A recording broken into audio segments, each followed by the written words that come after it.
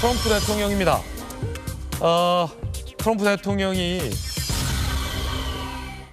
나토 동맹국들의 지원은 필요 없다라고 화를 냈습니다. I think NATO's making a very foolish mistake, and I've long said that, I wonder whether or not NATO would ever be there for us. So this was a great test, because we don't need them, but they should have been there. I'm disappointed in NATO, very disappointed. I'm disappointed in a couple of other countries too. 자, 그런가 하면 이스라엘이 이란의 고위 인사를 또 추가로 제거했다는 소식도 들어와 있습니다.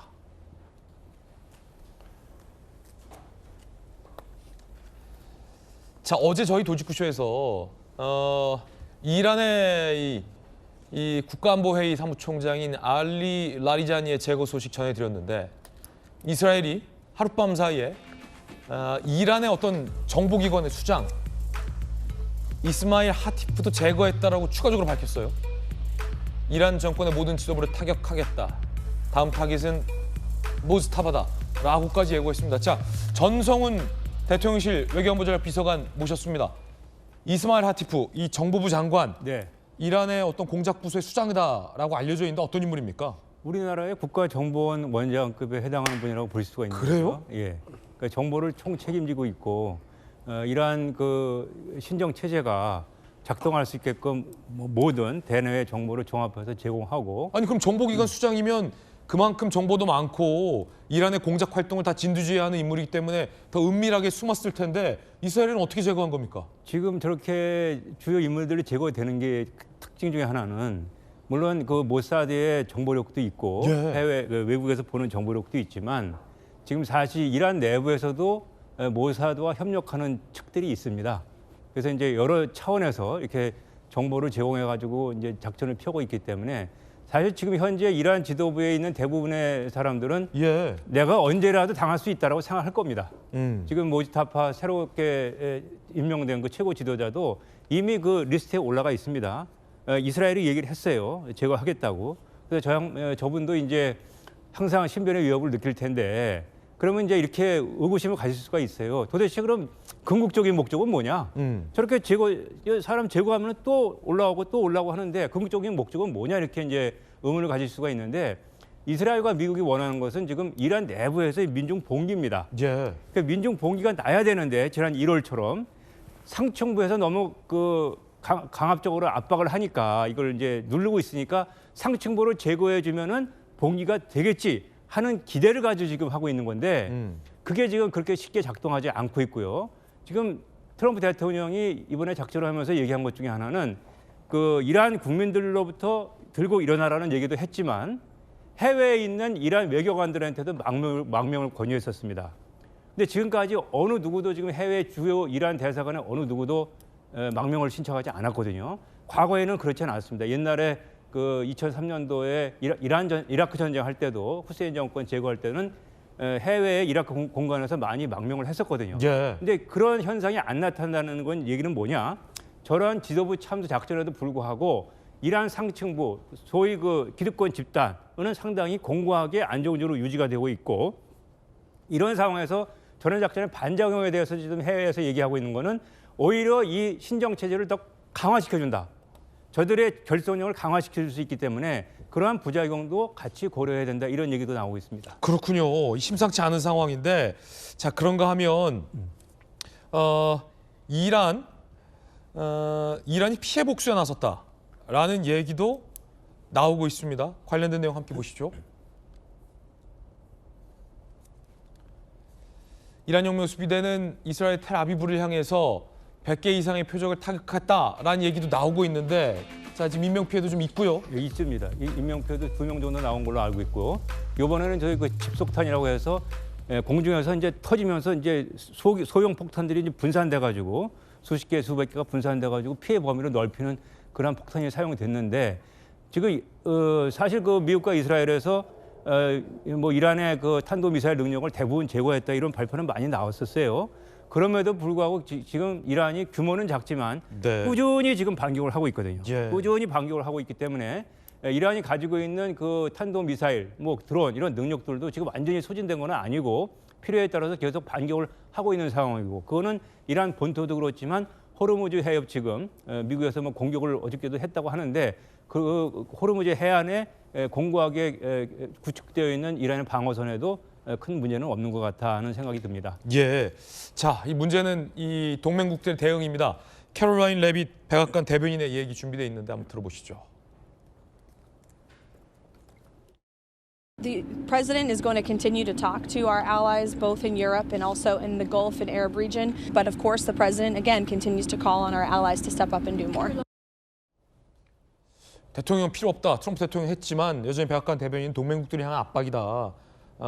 지금 예를 들어 우리 군함을 좀 파견하라라는 지금 취지의 이야기인데 네. 자, 우리 정부 어떻게 될까요? 이제 트럼프 대통령도 또 그 호르무즈 해협을 이용하는 나라들이 책임지게 해라 이런 얘기를 또 했습니다. 아, 그렇군요. 그게 지금 전가를 하고 있는 건데 우리 정부로서 난감하죠. 지금 뭐 어제는 뭐 안 한다 그랬다가 또 오늘은 또 뭐 좀 와달라고 그러고 하고 있으니까 저는 근데 계속 트럼프 대통령 얘기할 때도 이건 오란 동맹국들에게 오라는 거다라는 내용으로 좀 들리긴 했어요. 하여튼 지금 어쨌든 현실적으로 미국이 물리적으로 지금 버겁단 말입니다. 호르무즈 해협까지 지금 커버할 정도의 군사력이 지금 안 돼 있기 때문에 동맹의 힘을 빌릴 수밖에 없습니다. 또 우리 정부가 이제 다시 또 고민을 해야 되고 또 다시 말씀드리지만 이제 오늘 내일 그 미일 정상회담 결과가 나오거든요. 다카이치 총리하고 트럼프 대통령과의 결과를 보고 그 후에 이제 우리 정부가 좀 신중하게 스탠스를 잡으면 될 것 같고요. 또 재미있는 것은 지금 유럽에서는 나토가 와서 호르무즈 해협을 도와달라고 하니 그럼 미국이 우크라이나를 지금보다 더 전폭적으로 지원을 해라. 그러면 우리가 나토 차원에서 호르무즈 해협을 좀 관리해 줄 수 있겠다라는 상호 거래에 대한 얘기들이 지금 나오고 있어요. 그래서 이거는 상당히 진지하게 유럽에서 고려를 하고 있기 때문에 미국의 반응 여하에 따라서는 이게 채택이 될 수도 있고 그렇게 되면은 우크라이나도 살고 이쪽 우리 호르무즈 해협도 살게 되니까 우리로서는 우리 서방 세계 입장에서는 윈윈하는 솔루션이 될 수 있기 때문에 좀 주목해서 봐야 된다고 생각합니다. 예. 자, 전성 원장님과 함께 이란 전쟁 짚어봤습니다. 핫피플 함께하고 있습니다. 이스라엘은 지금 이란의 경제 시설들을 폭격을 하고 있죠. 하지만 트럼프 대통령은 관심이 지금 다른 데 있습니다. 말하자면 호르무즈 해협을 모두 장악하고 있는 게 이란이기 때문에 이 통제권을 뺏어오려는데 집중을 하고 있죠. 그래서 트럼프 대통령 이 호르무즈 해협을 지나는 유조선들의 이 사정권에 들어갈 수 있는 미사일 기지들을 폭파하는데 집중하고 있습니다. 미사일 기지들을 집중 타격하고 있는데요. 현재 중동으로 향하는 걸로 추정되는 미 해군의 강습 상륙함, 이 조만간 이 해안에 상륙해서 이란의 미사일 기지들을 제거할 그럴 임무를 띈 것으로 지금 보인다고요. 저는 개인적으로 봤을 때 지금 저 오고 있는 미 해병대원을 태운 상륙함이 아마 이번 전쟁의 결정적 한 장면이 될 수 있다고 보여요. 그래요? 왜냐하면 지금 사실 이제 호르무즈 해협은 봉쇄된 건 아닙니다. 네. 그러니까 호르무즈 해협의 통제권을 이란이 쥐고 있는 거예요. 그렇죠. 하지만 이번 전쟁을 끝내려면 저 통제권을 미국이 가져와야 됩니다. 네. 근데 지금 뭐 아시다시피 이제 공습이라던가 뭐 이런 걸 통해서 군사적으로 미국이나 이스라엘이 많은 성과를 갖고 있지만 문제는 저 호르무즈 해협을 정상화시키려면 이 도착하는 미 해병대원들이 호르무즈 인근의 중요 지점을 장악을 해야 돼요. 네. 그렇게 되면 뭐 지금 이제 오르고 있는 원유 가격도 영향을 받고 떨어질 수도 있고 네. 이런 것들이 있는데 그렇기 때문에 저는 이제 결정적 한 장면이 될 거라고 생각이 되는데 지금 이제 이 미 중부 사령부가 요즘 공개하는 영상들을 보면 한 가지 특징이 있습니다. 네. 호르무즈 해협 인근의 군사시설을 지속적으로 때리고 있어요. 그렇죠. 그러니까 이거는 해병대원들이 작전을 하기 위한 사전 준비 단계를 봐야 돼요. 아하. 미리 정리를 쫙 네, 해놓고 지금 정리 작업을 들어가겠다. 지금 하고 있고 네. 이제 뭐 언론마다 좀 차이는 있지만 해외에서 나오는 소식들을 봤을 때는 대략 다음 주 수요일 정도 우리나라 시간으로 한 25일 정도면 호르무즈 해협 인근에 지금 미국의 해병대원들이 도착을 할 것 같다. 아하. 라고 얘기를 하고 있습니다. 또 한 네. 가지로는 지금 타고 오는 이 트리폴리급 트리폴리함 같은 경우에는 사실은 거의 준 항공모함이에요. 그렇죠. 그래서 거기 이제 F-35B도 한 20대 정도 네. 지금 실려 있고 그러면 호르무즈 해협에 대한 군사적 압박이 지금보다는 한 배로 늘어나는 거죠. 아하. 그래서 이제 이란 입장에서는 과연 저거를 어떻게 막느냐. 네. 이게 굉장히 지금 중요한 순간이라고 좀 말씀을 드리고 싶습니다. 그렇군요. 그러니까 지금 전문가의 분석은 이겁니다. 트럼프 대통령 호르무즈 해협의 통제권을 확보하는 데 지금 주력을 하고 있다. 그래서 강습 상륙함도 다음 주면 상륙을 할 것이다. 이렇게 예측을 하고 있는데요. 자, 이 호르무즈 해협을 장악하기 위해서 트럼프 대통령 동맹국들에게 파병을 지속적으로 요청을 했었죠. 그러다가 적극적인 반응이 나오지 않자 그렇다면 도움 필요 없다라고 강하게 표현을 하기도 했습니다. 그런데 또 하루 만에 다시 파병을 또 해달라는 식으로 입장을 또 바꿨습니다. Well, we don't need too much help, and we don't need any help actually. So this was a great test. So everyone agrees with us, but they don't want to help, and we as the United States have to remember that. The president is going to continue to talk to our allies both in Europe and also in the Gulf and Arab region. The president, again, continues to call on our allies to step up and do more. 이쯤 되면 정말 궁금합니다. 트럼프의 속마음. 그러니까 도움 필요 없다라고 극대노했다가 또 하루 만에 또 다시 또 협조를 해달라는 거 아니에요? 그러니까 하루 사이에 이제 두 번이 바뀐 트럼프 대통령의 진심이 뭔지를 네. 제가 알 길은 없죠. 그렇죠. 근데 제가 말씀드리고 싶은 것은 트럼프 대통령이 알고 싶어하는 그 미국의 동맹들의 진심은 무엇이냐와 아하. 관련해서는 저는 드리고 싶은 말씀이 하나 있습니다. 네.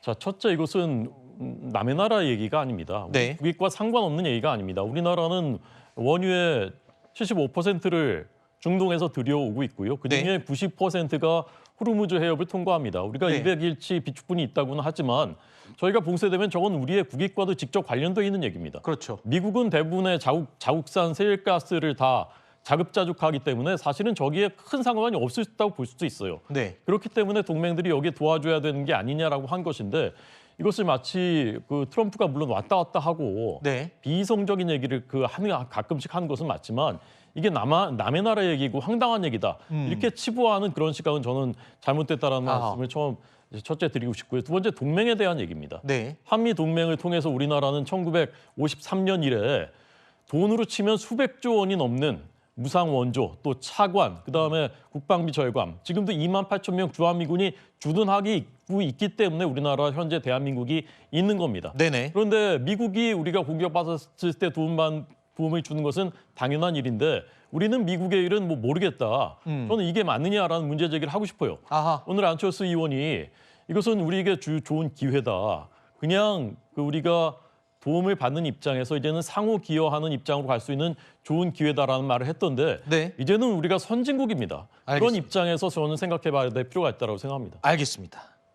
일단 하지만 이 군 파견 문제는 국회 비준 동의도 얻어야 하고 또 오늘 미국으로 미일 정상회담을 하기 위해서 출발한 일본의 총리 이 사안을 어떻게 해결할지도 좀 참고해서 지켜볼 필요가 있겠죠. 이런 가운데 아랍에미리트가 호르무즈 해협 호위에 참여하겠다. 그러니까 트럼프가 구상하고 있는 연합군 구성에 첫 번째로 참여 의사를 공개적으로 밝혔습니다. 당초 트럼프 대통령이 언급했던 동맹국의 구성이 이제 달라지는 건가요? 중동 국가들과 함께 위주로 되는 건가요? 그러니까 이번 전쟁에서 잘 보시면 지금 아랍에미리트 같은 경우에는 오히려 이스라엘보다도 탄도미사일과 자폭 드론 공격을 많이 받았어요. 그렇죠. 가장 피해가 컸죠, 이번에. 맞습니다. 그래서 이제 28일, 이제 지난 2월 28일 전쟁이 개시되자마자 UAE 같은 경우 성명을 굉장히 강력하게 얘기를 했습니다.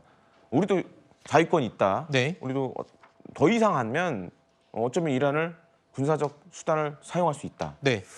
그런 게 지금 사실 깔려 있어요. 그래서 보면 그러니까 UAE가 이렇게 지금 다른 나라들보다 먼저 앞서서 얘기를 꺼낸 거 보면 일단 그런 의미도 내포하고 있고 두 번째로는 지금 아시다시피 이제 두바이라든가 아부다비가 지금 뭐 아수라장입니다. 거의. 그렇죠. 물론 이제 UAE 군이 잘 막고 있지만 UAE 하면 우리가 중동에서 떠오르는 게 금융의 허브 뭐 이런 것들이잖아요. 관광의 중심인데 이런 거에 대한 타격이 너무 커요. 네. 그리고 또 한 가지로는 원유나 가스 수출로 UAE는 돈을 벌어야 되는데 네. 지금 호르무즈 해협이 정상화가 안 되니까 그런 차원에서 이제 좀 적극적으로 나서는 거 아니냐라고 보여집니다. 그렇군요. 자, 지난달 28일 시작된 전쟁 그 이후로 이스라엘이 이란의 최대 가스전을 폭격했습니다. 전쟁이 장기화될 조짐을 보이고 있는 이런 상황에서 이스라엘은 그야말로 단독으로 폭주하고 있는 듯한 느낌을 지울 수가 없습니다. 군사시설과 함께 석유시설을 공격한 적은 있지만 가스시설까지 공격한 건 이번이 처음입니다.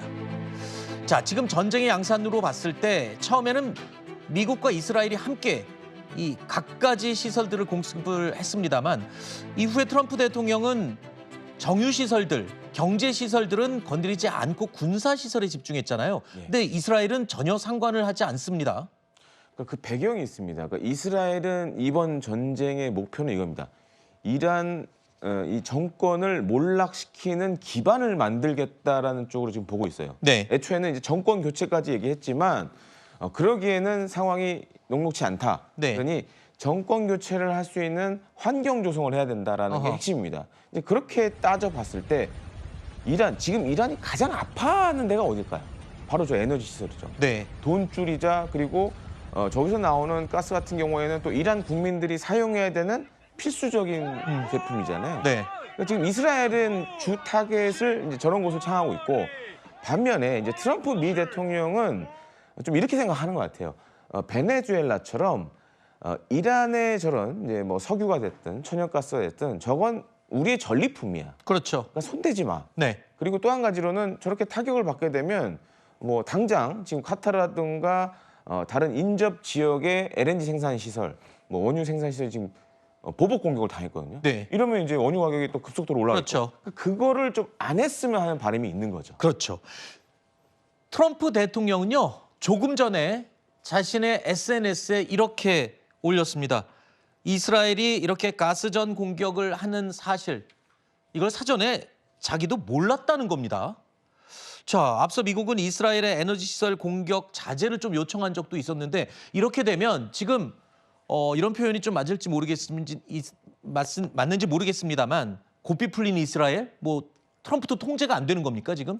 이렇습니다. 보통 이제 중동 전에 이제 뭐 91년 걸프전이나 2003년 이라크전은 이제 미국 주도로 했죠. 네. 그러다 보니까 공습을 하더라도 목표물 선정을 대부분 다 이제 미국이 관리하고 명령을 내려주는 그런 체계였어요. 근데 이번에는 좀 독특합니다. 네.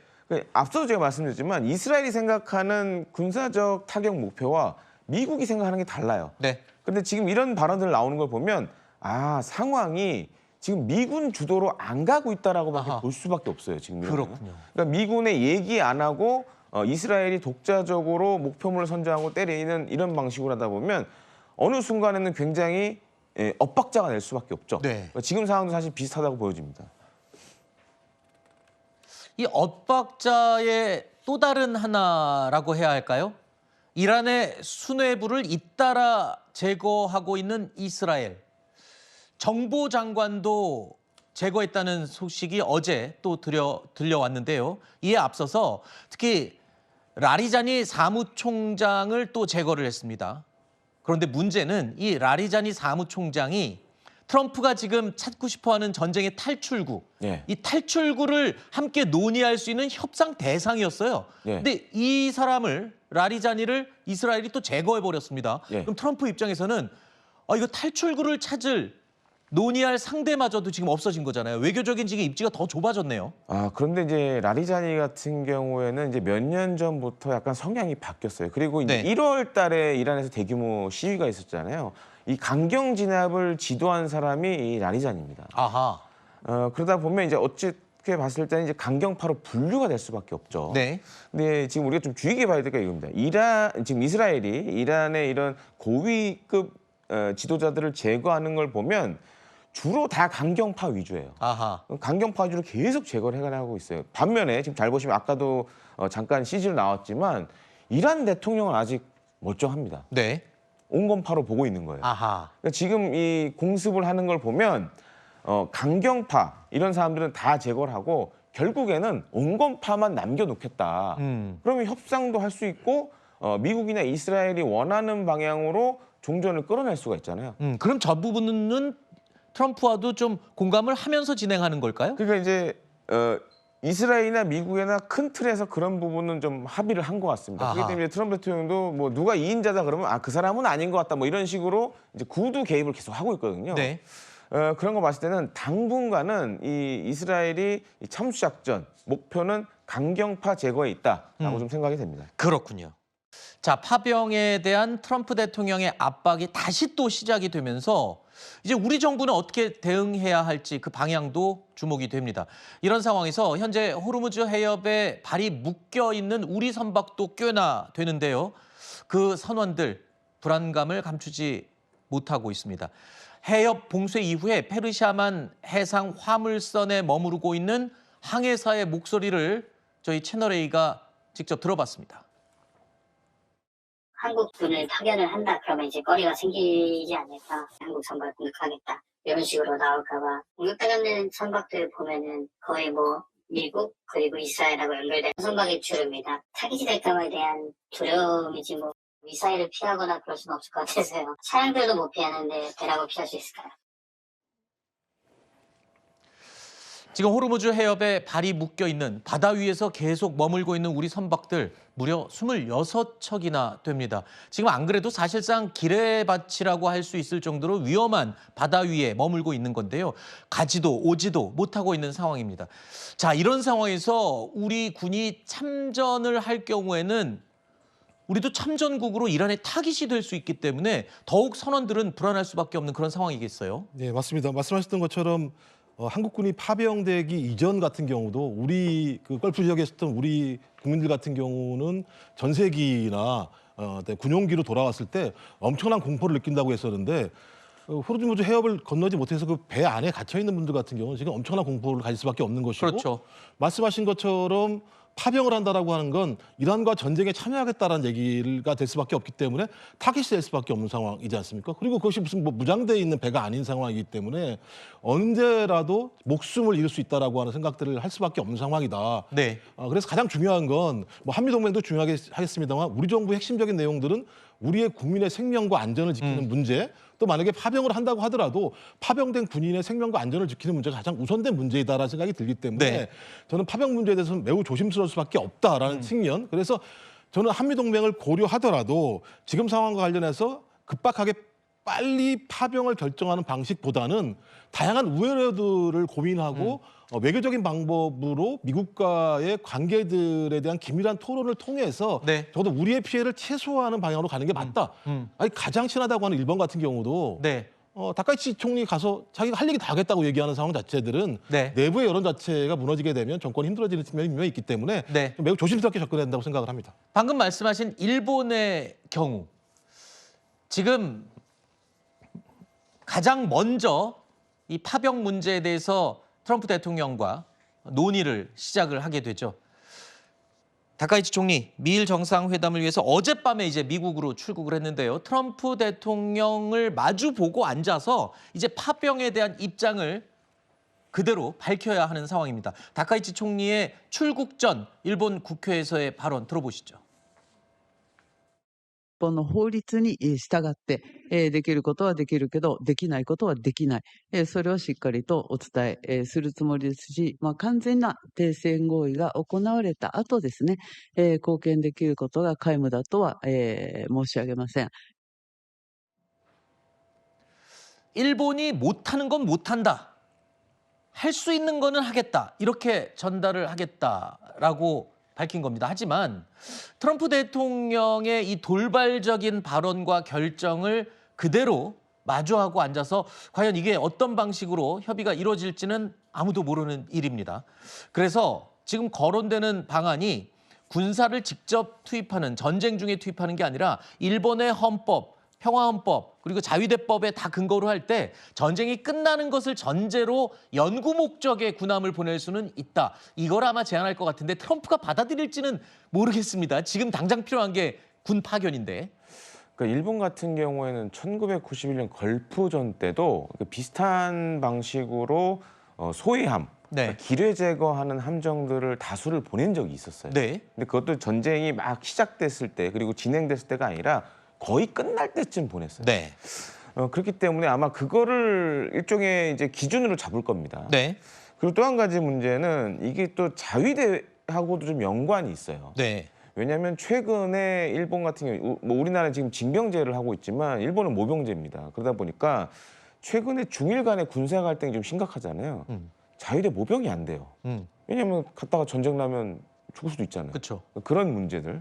그런 상황에서 이렇게까지 지금 이제 어떻게 보면 정리가 안 돼 있는데 만약에 일본 해상자위대 함정에 간다? 그러면 모병에 큰 문제가 생기겠죠. 그리고 네. 일본 내부적으로도 큰 문제가 생길 겁니다. 네. 왜 우리가 하는 전쟁도 아닌데 이렇게 사람을 보내야 되느냐. 일본도 이제 그런 국내 여론이 있기 때문에 그걸 무시하기는 어려울 것 같아요. 대신에 아마 이제 미국 투자와 관련된 거. 경제적인 부분. 예, 일정 부분 합의된 부분이 있지만 네. 뭐 곱하기 2를 할 수도 있겠죠. 근데 그것도 아마 일본 국내 여론이 그렇게 우호적이지는 않을 겁니다.